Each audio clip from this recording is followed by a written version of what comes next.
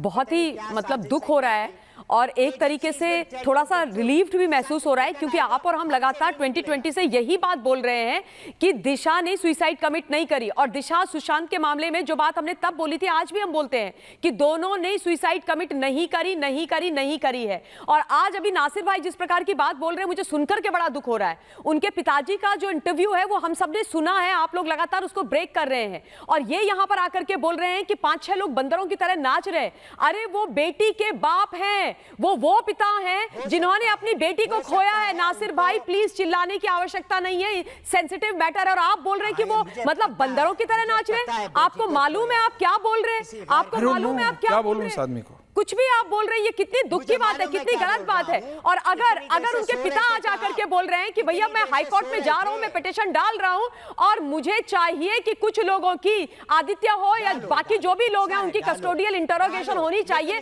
तो होनी चाहिए, उसमें क्या परेशानी है? वो पिता है जिन्होंने अपनी बेटी को खो दिया। नासिर भाई आप सोचिए, आप अपने आप को उनकी जगह पे रख के बात करिए ना।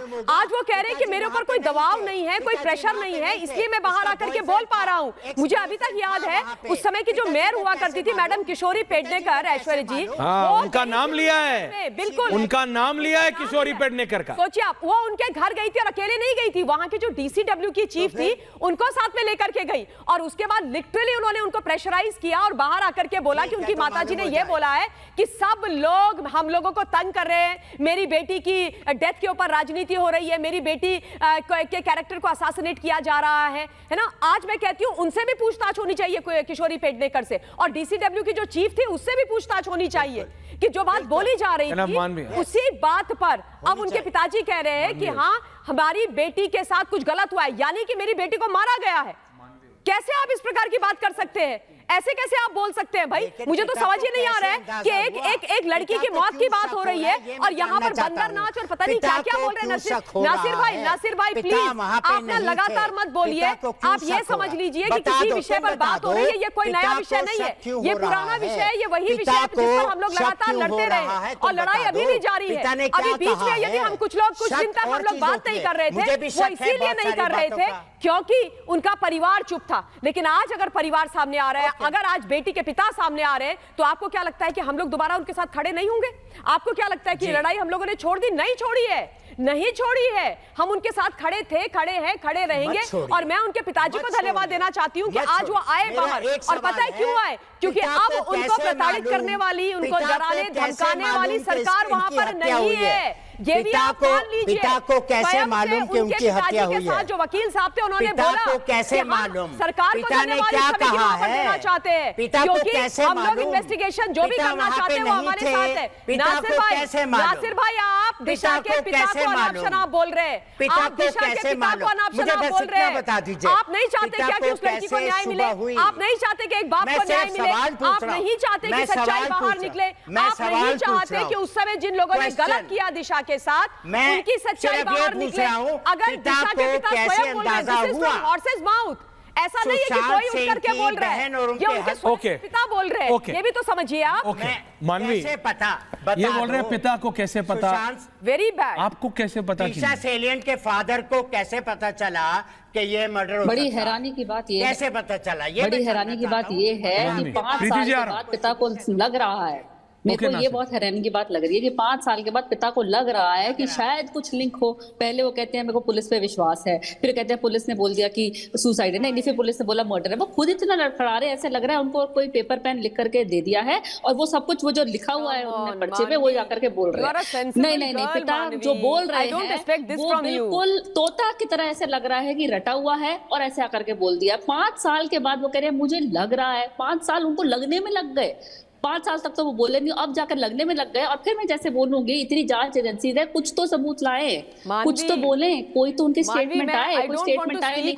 उनको लगने से अगर पिता को लगे या माँ को लगे या परिवार के किसी भी बंदे को लगे तो ऐसे तो माफ करिए ममता जी, कितने लोग सलाखों के पीछे होंगे। माफ करिए ममता जी, कितने लोग सलाखों के पीछे होंगे। यहाँ मैं बोलना चाहूंगी संजय गुप्ता तो मुझे थाली, ये तो बैंगन नहीं होता, बैंगन को जैसे थाली पे संजय गुप्ता आप थाली के बैंगन है राइट में, तो थाली का बैंगन लग रहे हैं आज तो मुझे। संजय गुप्ता मानवी तो नहीं, बिल्कुल थाली के बैंगन।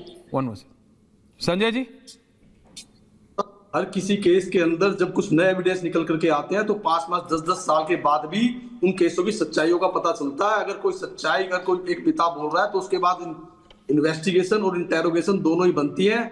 सुशांत सिंह राजपूत के केस में मैं बहुत सी बातें बोल सकता हूँ, मुझे अचानक होता था 5 साल मैं एकदम से नहीं बोल पाऊंगा। मानवी जी एक एक करके, आपने बोला वो नहीं बोले। मानवी जी दर्शकों को सुनाई नहीं देता, प्लीज, थैंक यू। और बहुत सी बातें ऐसी हैं, बोल भी सकता हूँ आज। तो देखिए, अगर एक पिता इस बात को कह रहा है ना, तो इन्वेस्टिगेशन और इंटेरोगेशन दोनों बनता है, और इन्वेस्टिगेशन और इंटेरोगेशन के बाद ही सच सही से निकल के आएगा। क्योंकि जिस तरह से दिशा सालियान की हत्या हुई थी और जिस तरह से सुशांत सिंह राजपूत की तस्वीर थी हमने देखी थी, वो आत्महत्या नहीं लगती थी, मगर उस वक्त हम सच्चाई को नहीं जानते थे और हमारे सामने जो भी चीज दिखाई गई, हमें दी गई, हमने उसी पर बोला। और जो उस वक्त हमें मुंबई पुलिस की इन्वेस्टिगेशन थी और चीजों की इन्वेस्टिगेशन थी, अगर किसी भी स्टेट का एक होम मिनिस्टर किसी की हत्या पर यह कह देता है कि आत्महत्या है, तो पुलिस इन्वेस्टिगेशन उसको उसी दिशा में लेके जाएगी और कुछ नहीं कर सकता। और अगर जिस वक्त कोई इस तरह की दुर्घटना घटी है, अगर इन्वेस्टिगेशन उस वक्त सही ना हुई हो, तो दुनिया की कोई भी इन्वेस्टिगेशन एजेंसीज उसको बदल नहीं सकती, क्योंकि जो मौजूदा सबूत वो मिटा देते हैं, जो मौजूदा चीजें वो हटा देते हैं, उनको दोबारा लेके आना बहुत मुश्किल हो जाता है। लेकिन नासिर मैं अब्दुल्ला कुछ जानता कह हूं रहे हैं। कि मुझको Nasir is saying something. Nasir is saying something. हम यहाँ पे ऐसे बिलबिला रहे हैं, असल बात तो जो जांच की एजेंसीज होंगी, इन्वेस्टिगेटिव एजेंसी होंगी, सीबीआई होगी, जो भी वो मालूम करेगी ना। हम यहाँ पे बैठ करके कैसे ऐसी बात को डिफेंड कर रहे हैं या फिर आगे बढ़ा रहे हैं। यही हुआ था, साजिश हुई थी, क्या हो गया है हम लोगों को? हम तो डिटेक्टिव लोग बन गए हैं। सीबीआई ज्वाइन करना चाहिए भैया। जो एजेंसीज हैं वो काम करेंगी ना, वो मालूम करेंगी। आप और मैं और मानवी और ऐश्वर्या जी और संजय गुप्ता थोड़ी करेंगे।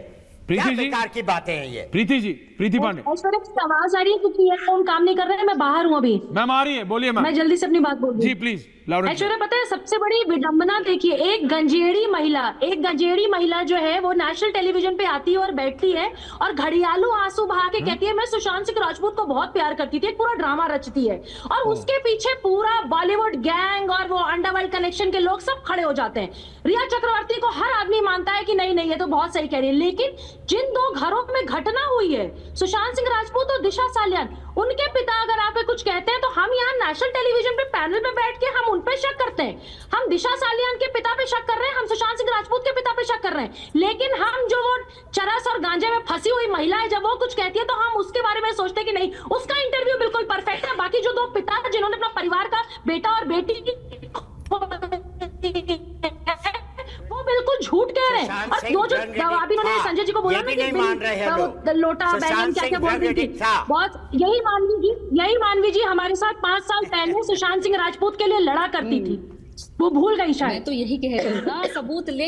अरे सबूत नहीं मिले तो सुसाइड है ना। यही तो मैंने भी तो यही बोला कि मुझे भी ऐसा लगा था। प्रोड्यूसर साहब आ रहा हूँ। आप ही की एजेंसी से स्वागत कर रही है ना। लेकिन अगर किसी के पिता बैठ के बोल रहे हैं, किसी के पिता अगर बैठ के बोल रहे हैं कि उनकी बेटी को अगर ऊपर से फेंका गया तो बॉडी में ब्लड भी नहीं है, उन्होंने अगर कहीं रेप की भी आशंका जताई जा रही है उनको मारने, अरे भैया क्या आप बताइए ना कि उनके बिल्डिंग के क्या फर्क पड़ता है, रजिस्टर क्यों फाड़ा गया? ये तो रिपब्लिक भारत ने दिखाया ना।